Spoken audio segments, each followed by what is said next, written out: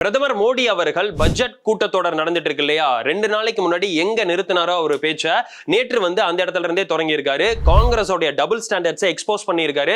காங்கிரஸ் நேரு காலத்துல இருந்து இப்ப வரைக்கும் என்னென்னலாம் மக்கள் நலனுக்கு எதிராக இருந்திருக்காங்க போன்ற விஷயங்கள்லாம் மக்கள் கிட்டே டைரக்டா வச்சிருக்காரு. காங்கிரஸை போட்டு பொழந்துட்டாருந்தாங்க சொல்லணும். அடுத்ததா எலெக்ஷன்ஸ் வேற இன்னும் ஒரு 2 மாசத்துல வரப்போகுது. பல கட்சிகள் இங்க இருந்து இங்க போறாங்க, இங்க இருந்து இங்க போறாங்க. ஆனா யாருமே புதுசா இந்திய அலையன்ஸ்குள்ள போகவே இல்லை.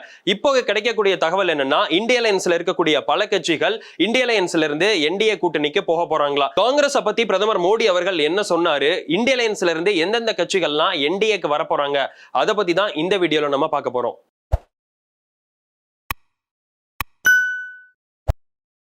பிரதமர் மோடி அவர்கள் காங்கிரஸ் பார்த்து அப்படி என்ன சொன்னாரு? நான் ஆரம்பத்துல இருந்தே சொல்லிட்டு வந்ததுதான், 2024 பாராளுமன்ற தேர்தலுக்கு காங்கிரஸோடைய ஒரு ட்ரம்ப் கார்டு சாதிவாரி கணக்கெடுப்பு. இந்த சாதிவாரி கணக்கெடுப்பை வச்சு காங்கிரஸ் எவ்வளவு தூரம் டபுள் ஸ்டாண்டர்ட்ஸ் எடுக்கிறாங்க அப்படிங்கிறத பிரதமர் மோடி அவர்கள் நேத்து புட்டு வச்சிருக்காரு. பிரதமர் மோடி அவர்கள் சொல்லும்போது அம்பேத்கர் மட்டும் இல்லைன்னா இங்க ஓபிசி, எஸ்சி, எஸ்டி மக்களுக்கு இடஒதுக்கீடு இருந்திருக்காது. ஏன்னா நேரு எப்பவுமே இடஒதுக்கீடுக்கு எதிரானவர். நேரு பல விஷயங்கள்ல எப்படி இடஒதுக்கீடை தடுக்கலாம் அப்படின்னு தான் நினைச்சிட்டு இருந்தார் அப்படின்னு சொல்லிட்டாரு. மேலும் பிரதமர் நேரு அவர்கள் அந்த காலத்துல ஒவ்வொரு மாகாண முதலமைச்சர்களுக்கெல்லாம் ஒரு கடிதம் எழுதியிருக்காரு. அந்த கடிதத்துல இடஒதுக்கீடு அப்படிங்கிறது இன்எஃபிஷியன்சியா, தகுதி இல்லாததை உருவாக்கும், அதனால இதற்கு நீங்க ஆதரவு தராதீங்க அப்படின்னு இடஒதுக்கீடுக்கு எதிராக இருந்தாரு. அம்பேத்கர் மட்டும் இல்லைன்னா இன்னைக்கு இடஒதுக்கீடுன்னு ஒன்னே இருந்திருக்காது அப்படிங்கிற மாதிரி சொல்லியிருக்காரு. இது காங்கிரஸ்க்கு ஒரு பேரதிர்ச்சியா இருக்கு. மேலும் பேசின பிரதமர் மோடி, காங்கிரஸ் அவுடேட்டடா மாறி போயிருச்சு, அந்த கட்சி நிகழ்காலத்திலே கிடையாது அப்படிங்கிற மாதிரி சொல்லியிருக்காரு. ஏற்கனவே பஞ்சாபுடைய முதலமைச்சர் பகவத் மான் காங்கிரஸ் குறித்து ஒரு சின்ன கதை சொல்லி கேவலப்படுத்தினாரு. மம்தா பானர்ஜி அவர்கள் போற இடங்கள்லாம் கூட 40 சீட்டு காங்கிரஸ்னால ஜெயிக்க முடியாது அப்படின்னு போற இடத்துல எல்லாம் கேவலப்படுத்திட்டு இருக்காங்க. இது குறித்து பிரதமர் மோடி அவர்கள் பேசும்போது கூட, காங்கிரஸ் இந்தியாவை பல ஆண்டுகளா ரூல் பண்ணாங்க, அந்த கட்சி இந்த மாதிரி ஒரு டிக்ளைன் ஆவறதுங்கிறது ரொம்பவே வருத்தம் அப்படிங்கன்னு அவர் பதிவு பண்ணியிருக்காரு. அடுத்ததான் மேலும் பேசின மோடி அவர்கள் டி.கே. சிவகுமாரை பத்தி பேசினாரு. டி.கே. சிவகுமார்ங்கிறது உங்களுக்கு ஏற்கனவே தெரியும். சித்தராமையா எடுத்த சாதிவாரி கணக்கெடுப்புக்கு அவர் எதிராக இருந்தாரு. கர்நாடகாவுடைய துணை முதலமைச்சர். இப்ப யார பத்தி பிரதமர் மோடி அவர்கள் பேசியிருக்காருன்னா, கர்நாடகா துணை முதலமைச்சர் டி.கே. சிவகுமாருடைய தம்பி மற்றும் காங்கிரஸோட எம்பி டி.கே. சுரேஷ். கொஞ்ச நாளைக்கு முன்னாடி டி.கே. சுரேஷ் அவர்கள் பேசும்போது, தென்னிந்தியாவை தனி நாடா பிரிக்கணும், உரிய ஃபண்ட்ஸ் எல்லாம் எங்களுக்கு கிடைக்க மாட்டேங்குது அப்படின்னு பேசினாரு. தமிழ்நாடு, கேரளா, கர்நாடகா, ஆந்திர பிரதேஷ், தெலுங்கானா மற்றும் புதுச்சேரி இந்த 6 இடங்களையும் தனியா பிரிச்சிடணும், இந்தியாவோட இருக்கிறதுக்கு விருப்பமே இல்லை அப்படின்னு சொல்லியிருந்தாரு. இது குறித்து பேசின பிரதமர் மோடி அவர்கள், பாருங்க இந்தியாவை 2ஆ பிரிக்கிறாங்க காங்கிரஸ், நார்த் சவுத்னு உடைக்கிறாங்க அப்படின்லாம் பேசியிருக்காரு. நிச்சயமாவே 2024 பாராளுமன்ற தேர்தலில் இது ஒரு நெகட்டிவ் இம்பாக்ட் தாங்க ஏற்படுத்தும். எனக்கு என்னன்னா, காங்கிரஸ் இந்தியா ஃபுல்லாவே நம்ம இருக்கோம் அப்படிங்கறத மறந்துட்டாங்களா என்னன்னு தெரியல. காங்கிரஸ் ஒரு தென்னிந்திய கட்சியா சுருங்கிருச்சோ அப்படின்னு நினைக்கிறாங்களா என்னன்னு தெரியல. எவ்வளவு பெரிய நெகட்டிவ் இம்பாக்டா இது ஹிந்தி ஹாட்லாண்ட் ஸ்டேட்ஸ் எல்லாம் ஏற்படுத்தும் அப்படிங்கறத பொறுத்திருந்து பார்க்கலாம். 4 தினங்களுக்கு முன்னாடி பிரதமர் மோடி அவர்கள் பேசும்போது, இந்த முறை பாஜக 370 சீட்ல தனியாவே ஜெயிப்பாங்க, அது மட்டும் இல்லாம என்டிஏ கூட்டணி 400 தொகுதியில வெற்றி பெறுவாங்க அப்படின்னு சொல்லியிருந்தாரு.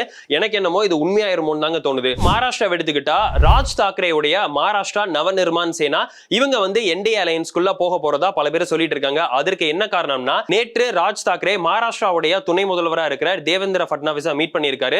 அது மட்டும் இல்லாம பல பாஜக தலைவர்கள் மீட் பண்ணியிருக்காரு. இதனால மகாராஷ்டிராலையுமே என்டிஏ அலையன்ஸ் ஒரு ஸ்ட்ராங்கா ஆகும் அப்படின்னு சொல்றாங்க. அது மட்டும் இல்லாம இப்ப தெலுங்கு தேசம் கட்சியுடைய தலைவர் சந்திரபாபு நாயுடு அவர்கள் டெல்லி போயிருக்காரு. டெல்லியில பல பாஜக பிரமுகர்களை மீட் பண்றாராம். சோ ஆந்திர பிரதேஷ்லயும் பாஜக என்டிஏ ஸ்ட்ராங் ஆகும், பாஜகவும் தெலுங்கு தேசம் கட்சியும் ஒரு அலைன்ஸ் ஆக போகுது அப்படின்னு பல பேர் கருத்து சொல்லிட்டு வர்றாங்க. நேற்று இன்னொரு சம்பவம் நடந்தது என்டிஏக்கு ஆதரவாக. என்டிஏல சேர்ந்ததுக்கு பிறகாக பீகாரோடைய முதலமைச்சர் நிதிஷ்குமார் அவர்கள் பிரதமர் மோடி அவர்களை நேற்று போய் சந்திச்சாரு.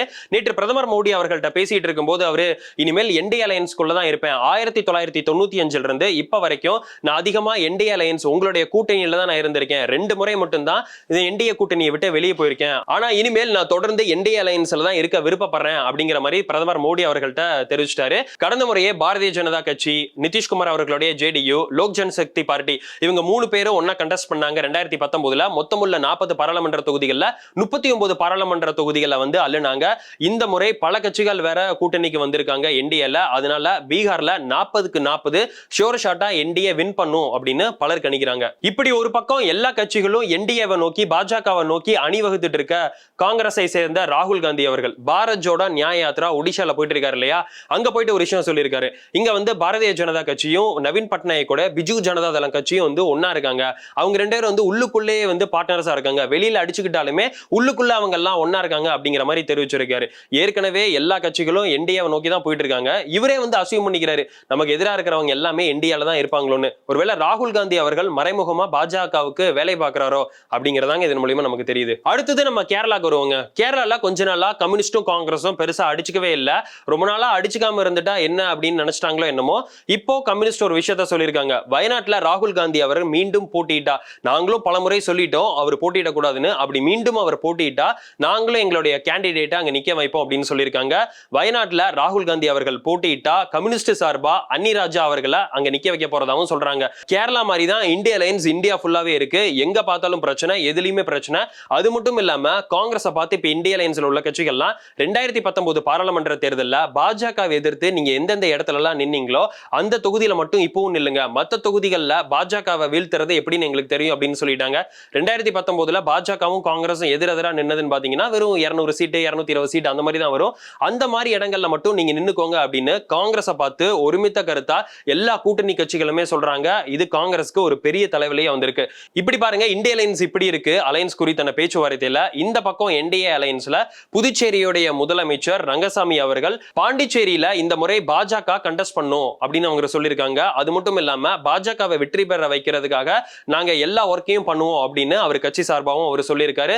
சோ அலையன்ஸ் பாத்துக்கோங்க, என்டிஏ எப்படி இருக்கு, இந்தியா அலையன்ஸ் எப்படி இருக்குன்னு. இந்த அலையன்ஸ் எல்லாம் பத்தி பேசும்போது தாங்க எனக்கு இன்னொரு விஷயம் ஞாபகம் வருது. நேற்று மம்தா பானர்ஜி அவர்கள் ஒரு விஷயம் சொல்லியிருக்காங்க வெஸ்ட் பெங்கால்ல. அதாவது என்ன சொல்லியிருக்காங்கன்னா, காங்கிரஸும் கம்யூனிஸ்டும் இங்க ஒண்ணு சேர்ந்துக்கிறாங்க, மறைமுகமா அவங்க கூட்டணியில் இருக்காங்க. அந்த மறைமுக கூட்டணி எதற்கு அப்படின்னா பாரதிய ஜனதா கட்சியை வெஸ்ட் பெங்கால்ல ஜெயிக்க வைக்கிறதுக்கு அப்படின்னு சொல்லியிருக்காங்க. இப்போ வெளிப்படையாவே சொல்லணும்னா பாஜகவுடைய பி டீம் ராகுல் காந்தி அப்படின்னு அவங்க சொல்லியிருக்காங்க. இண்டி கூட்டணிக்கு இன்னொரு பிரச்சனை மகாராஷ்டிரால. நம்ம கடந்த வீடியோலயே பார்த்தோம், அஜித் பவாரோடைய ஃபேக்ஷன் தான் உண்மையான என்சிபி அப்படின்னு தேர்தல் ஆணையம் சொல்லிட்டாங்க. இப்போ தேர்தல் ஆணையம் சரத்பவார் அவர்களுடைய கட்சிக்கு ஒரு பெயர் கொடுத்திருக்காங்க, என்சிபி சரத் சந்திர பவார் ஃபேக்ஷன் அப்படின்னு சொல்லிட்டு. அது மட்டும் இல்லாம என்சிபியோடைய சிம்பிள் இருந்தது இல்லையா, கிளாக், அதை வந்து அஜித் பவார் அவர்களுக்கே ஒதுக்கிட்டாங்க. இனிமேல் என்சிபி சரத் சந்திர பவார் ஃபேக்ஷனுக்கு புது சிம்பிள தான் இனிமேல் போட்டிடுவாங்க அப்படின்னு எதிர்பார்க்கப்படுது. இந்தியா அலையன்ஸ்ல உள்ள பிரச்சனைகள் மற்ற ஸ்டேட்ல என்னென்ன நடக்குது அப்படின்னு பாத்துறோம். தமிழ்நாடு மட்டும் விட்டா எப்படிங்க, தமிழ்நாட்டில் பாத்தீங்கன்னா காங்கிரஸ்க்கும் திமுகவுக்கும் இப்ப பிரச்சனை வெடிச்சிருக்கு. தொகுதி பங்கீடு குறித்தான பேச்சுவார்த்தையில திமுகவை சேர்ந்த நிர்வாகிகள் எல்லாருமே காங்கிரஸ்க்கு சீட்டு ஒதுக்கிடாதீங்க, இந்த தொகுதியை காங்கிரஸ் கொடுத்துடாதீங்க, அந்த தொகுதியை காங்கிரஸ் கொடுத்துடாதீங்க அப்படின்லாம் சொல்லிட்டு வர்றாங்க. உதயநிதி ஸ்டாலின் அவர்கள்ட்டே நேரா திருவள்ளூர் மற்றும் கிருஷ்ணகிரியா காங்கிரஸ்க்கு இந்த மாதிரி ஒதுக்காதீங்க அப்படின்னு சொல்லிட்டாங்க. அது மட்டும் இல்லாம ஜோதிமணி அவர்கள் கரூர்ல நிக்க கூடாது அப்படின்னு திமுகவுடைய கரூர் நிர்வாகிகள் எல்லாருமே ஒரு போர்க்கொடி தூக்கி இருக்காங்க. இவ்வளவு பெரிய பிரச்சனையா இருக்குங்க காங்கிரஸ்க்கு சீட்டு கொடுக்கறதுல திமுகக்கு. இன்னொரு பிரச்சனை, திமுகக்கு பிரச்சனை இருந்தா சரி, காங்கிரஸ்ல உள்ள நிர்வாகிகளுக்கே சில காங்கிரஸ்காரங்களுக்கு சீட்டு கொடுக்க வேணாம் அப்படின்னு நினைக்கிறாங்க. அது யாருன்னு பாத்தீங்கன்னா முன்னாள் பாராளுமன்ற உறுப்பினர் சுதர்சன நாச்சியப்பன் மற்றும் KR ராமசாமி ஆதரவாளர்கள். இவங்க ஒரு தீர்மானம் போட்டிருக்காங்க. இந்த 2 பேரும் அப்பீல் பண்ணியிருக்காங்க மத்திய காங்கிரஸ்க்கு, இந்த முறை கார்த்தி சிதம்பரத்துக்கு நீங்க சிவகங்கை தொகுதியை ஒதுக்க கூடாது அப்படின்னு. காங்கிரஸ்க்கு இந்த சீட்லாம் ஒதுக்காதீங்க அப்படின்னு திமுக எதிராக இருந்தா அதுல ஒரு நியாயம் இருக்கு. காங்கிரஸ்காரங்களே இந்த தொகுதிகள்லாம் வந்து இவர் கொடுக்காதீங்க அப்படின்னு சொல்றதாங்க ஒரு வேப்பா இருக்கு. 2024 பாராளுமன்ற தேர்தலுக்கு பாஜகவுடைய ட்ரம்ப் கார்டா குடியுரிமை திருத்த சட்டம் இருக்கும் அப்படின்னு கடந்த வீடியோல நான் சொல்லியிருந்தேன். இப்ப பாத்தீங்கன்னா பொது சிவில் சட்டமும் அதுல இணைஞ்சிருக்கு. பொது சிவில் சட்டத்தை வச்சுதான் பாஜக 2024 சந்திக்க போறாங்க அப்படின்னு சொல்றாங்க. அதற்கு காரணம் என்ன, உத்தரகாண்டோடைய முதலமைச்சர் புஷ்கர் சிங் தாமி அவருடைய சட்டசபையில பாத்தீங்கன்னா இந்த பில்ல, பொது சிவில் சட்டத்துக்கு உண்டான பில்ல வந்து பாஸ் பண்ணியிருக்காரு. பொது சிவில் சட்டம் கூடிய விரைவில் இந்தியா ஃபுல்லாவே அமல்படுத்தப்படும், பாஜக அதை செய்வாங்க அப்படின்னு பல தலைவர்கள் வந்து கருத்து சொல்லிட்டு வர்றாங்க. என்ன நடக்கும் அப்படிங்கிறத பொறுத்திருந்து பார்க்கலாம். உலக தமிழ் சொந்தங்களுக்கு வணக்கம், நான் ராஜவேல் நாகராஜன். பேசு தமிழா பேசு வலையொலியுடைய வளர்ச்சிக்கு நீங்களும் உறுதுணையாக இருக்கணும்னு நினச்சிங்கன்னா இந்த வீடியோடைய டிஸ்கிரிப்ஷனில் இருக்கக்கூடிய ரேசர் பே லிங்கை கிளிக் பண்ணுங்கள். அந்த லிங்க்ல போயிட்டு உங்களுக்கு விருப்பமான தொகையை பேசு தமிழா பேசுவனுடைய வளர்ச்சிக்கு உங்களுடைய பங்களிப்பாக நீங்கள் கொடுக்கலாம். நன்றி, வணக்கம்.